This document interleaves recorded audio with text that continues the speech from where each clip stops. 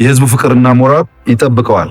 አሁንም በሞራል አሁንም በሰው ኃይል፣ በትጥቅ፣ በስንቅ፣ በአመለካከት ልናጠናክረው ይገባል። ጥያቄ የለውም። ይሄ መከላከያችን በአጭር ጊዜ ውስጥ ራሱን ችሎ ለሌሎች ሀገራት በስልጠና በትጥቅ የሚያግዝበት ቁመና እየተፈጠረ ይገኛል።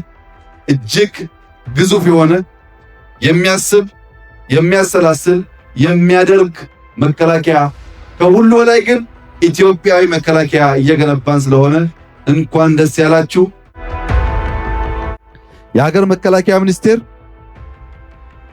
እናንተ ጀግኖች ኢትዮጵያን የሚመጥን ዘመን የሚሻገር የአንድነታችን ምልክት የሚሆን የህልውናችን ምሰሶ የሆነ ለሁላችን ኩራትና መመኪያ የሆነ የሀገር መከላከያ ሚኒስቴር እንድትገነቡ መንግስት በታላቅ ኃላፊነት ሊያሳስባችሁ ይፈልጋል።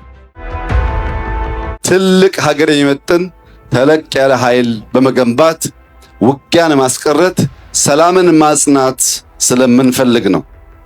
ይህ ኤሊት ፎርስ ከዘመናዊ አስተሳሰብ ዕውቀትና ቴክኖሎጂ ጋር የተዋሃደ መሆን አለበት።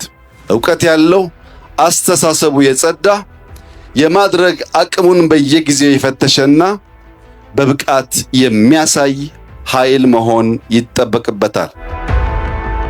ዘመን በሚዋጅ ልክ አሁን ያለንበት ዘመን ለግመታ የማይመች ከየት እንደሚነሳ የማይታወቅ ሰፋፊ ችግር የሚያጋጥምበት ዘመን ስለሆነ ለኢትዮጵያ ብቻ ሳይሆን ለወንድም የአፍሪካ ህዝቦችም የሚያጋጥም ችግር ካለ እንደ ልማዳችን አለኝታ ሆነን መቆም እንድንችል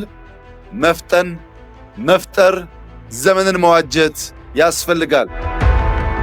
በምስራቅ አፍሪካ ውስጥ ያለች 120 ሚሊዮን የተሸከመች ሀገር ሎ ኢንፎርስመንት ኤጀንሲስ፣ መከላከያው፣ የደህንነት ተቋማት በጥቅሉ ፖሊሱ፣ መረጃ ተቋማት መጠንከር አለባቸው። ይሄንን የኢትዮጵያ ህዝብ በከፍተኛ ክብርና ፍቅር ማየት አለበት። ጠንካራ መከላከያ፣ ጠንካራ የደህንነት ተቋማት ካሉን እኛ ውስጥ ለውስጥ ላለን ሽኩቻ ብቻ ሳይሆን ሌሎች እንዳያስቡ ካሰቡም ደግሞ እንደ አባቶቻችን ሀገራችን ለማስቀጠል የሚያስችል አቅም ስለሆነ በአንድ በኩል ሎ ኢንፎርስመንት እናጠናክራለን፣ በሌላ በኩል ልማት እናጠናክራለን።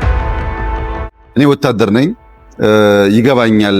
በውትድርና አካባቢ የሚጎሉ ነገሮች በኦፕሬሽን ጊዜ እንዴት አስቸጋሪ እንደሆኑ እረዳለሁና አሁን ኢትዮጵያ ስጋት የለባት። ጭንቅላት ያላቸው ልጆች አሏት። ጀግና ወታደሮች አሏት።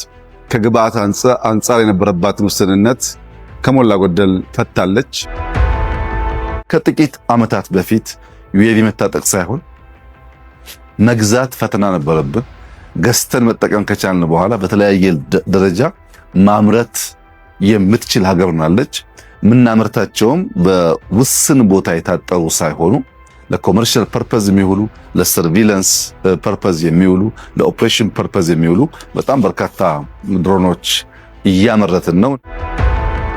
ለኢትዮጵያ ብቻ ሳይሆን ለቀጠናው በቂ የሆነ ኤሊት ፎርስ ቴክኖሎጂ የታጠቀ ቴክኖሎጂ የሚጠቀም በድሮን ሬኮነሰንስ የሚያደርግ በካሚካዚ ምሽግ የሚያፈርስ በምሽግ ብቻ ሳይሆን በስትራቴጂክ ቦታዎች በሰላም ወረዳዎች ውጊያን የሚያጧጥፍና የሚያሳጥር ተቋም ኢትዮጵያ ስለገነባች ድፍን የምስራቅ አፍሪካ ሀገራት ድፍን የአፍሪካ ሀገራት እንኳን ደስ ያላችሁ እንኳን ደስ ያለን እላችሁ ፈልጋለሁ።